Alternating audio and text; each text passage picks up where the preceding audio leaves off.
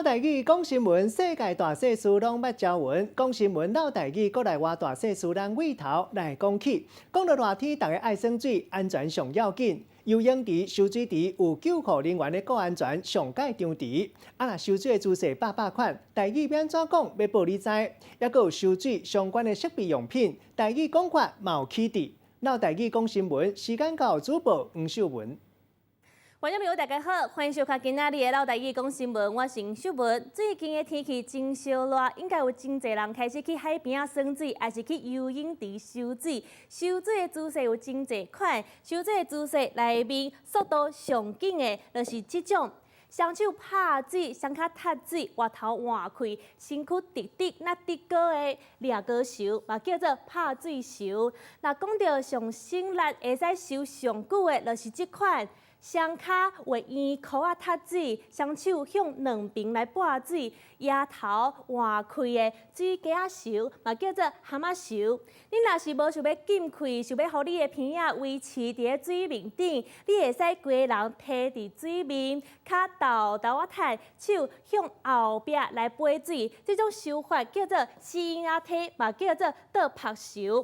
搁另外一款，你的双脚爱合起来，你的双手爱伸出去，向头前来拍水，这种手法叫做海底仔手，嘛叫做鸭仔背。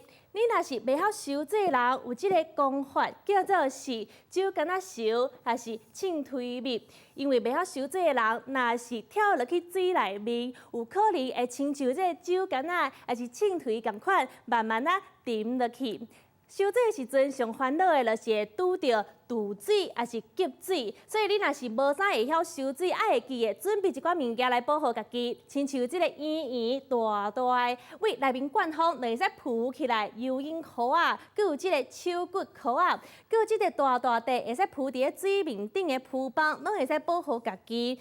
人若是真正拄着危险，啊，毋过无法度有即个物件时阵，爱安怎办？咱会使去学扑球，会使叫做是水鸡仔弄流，爱安怎做？第一个是先紧开，过来甲手伸出去，伫咧水面顶，脚小可弯翘，规个人放互轻松，规个人就会使浮起来。搁一个俗语是安尼讲的：教囝学游，毋通教囝爬树，因为古早人认为哦，互囡仔去学收水，毋但身体会勇健，阁会使拄着危险的时阵救家己的性命。啊，毋过若是去学爬树啊，可能会跌倒会受伤。所以这句俗语的意思就是教育方向的重要性。所以即摆热人哦，提醒观众朋友，要去收水的时阵呢，爱注意安全。以上就是今仔日的老台语讲新闻，我是黄秀文，即摆来个时间，高兴的移动主播。